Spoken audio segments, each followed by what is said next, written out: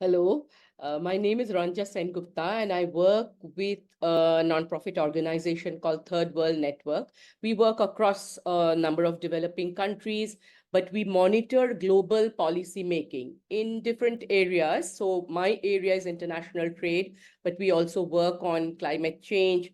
We work on finance. We work on intellectual property rights, sustainable agriculture, biodiversity, and so on. So today it's my great pleasure to be speaking to you all, though I cannot be there in person. And so today I understand we are discussing unilateral measures, which we've seen a lot coming from Europe.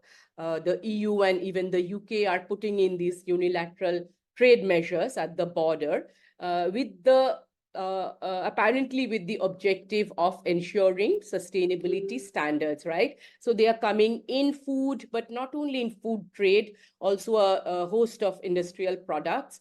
And we are seeing these also coming into, global trade platforms like the World Trade Organization, also in the bilateral free trade agreements. So these are apparently to ensure sustainability, not only inside the EU or the UK, but also in partner countries. But in a way, the question for me would be, does it, actually achieve what it sets out to do? And I would say it's a very complex question. So you know that for example, in the area of agriculture, EU is trying to implement, and I think also the UK is trying to implement food standards within their national jurisdiction.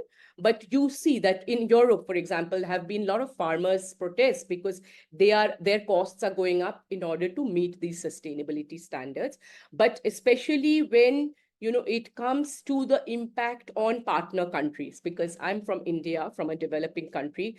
I know that developing countries, because we work with a lot of developing countries in the trade arena, in on the WTO, also on bilateral trade treaties, and they have been very, very concerned about these measures. So, for example, the EU's Deforestation Act, or even the CBAMs, the Carbon Border Adjustment Mechanisms. So, what happens is these become kind of barriers for developing countries to export their goods or services. So these so-called sustainability standards, these green standards, it is often being imposed. I mean, I think the concern is that it's being imposed on developing countries actually as a way to make their goods and services uncompetitive in the export markets, right? So increasingly our producers, our farmers, for example, they cannot meet some of these, food standards, and therefore they cannot access these developed country markets. So these are major worries for them. So at the border, they are being penalized. So in terms of commerce, and the problem is trade has been, a very harshly commercial area, right? It's all about money and profits and access to markets. And developing countries really feel that these unilateral measures, firstly, because these are unilateral, they are not part of the decision making, but they have to face these standards, right? And this is making them their products, it could make them uncompetitive. And also they feel that this is being done not only as with the objective of meeting sustainability standards, but actually to ensure market access. So that's a very, very problematic model. And I think there is a lot of trust deficit among developing countries now about these measures. They feel that these are being used, the sustainability standards are being used to actually outcompete them in an economic field, outcompete them in the area of economics, really. So you would think that, are there better options?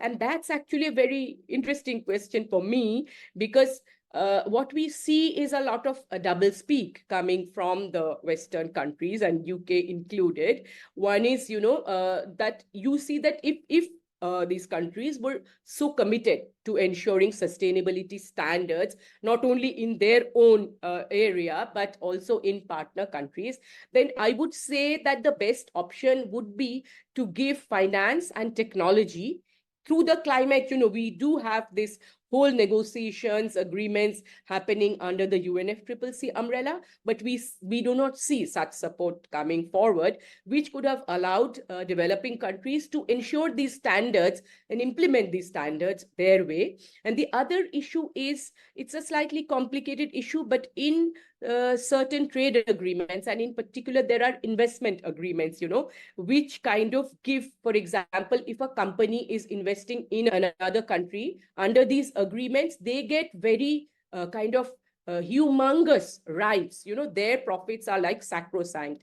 So we have seen increasingly that if a mineral company is investing in they often go to developing countries in search of minerals, raw minerals.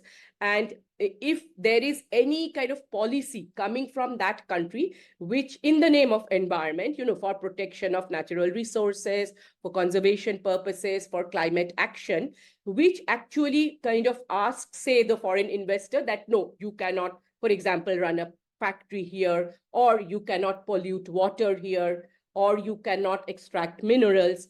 But they are being challenged. These government policy decisions are being challenged under the terms of these agreements. So in fact, for me, a very substantive other tool will be to address such agreements, which allows foreign corporations to do anything in another country because they are the foreign investor. But we do not see enough honest effort on the part of developed countries who are implementing such unilateral measures, but they actually do not take up these substantive issues in trade agreements otherwise. And then finally, I wanted to leave you with a message, maybe for the UK government, coming from a developing country. And if you also want to serve the cause of development, in WTO, in all the trade agreements, development is supposed to be a key objective for our countries, for developing countries and least developed countries. Development is our primary objective, and it has to be comprehensive. It can't be just environment, but it's also, economic, our livelihoods. It's very important for us.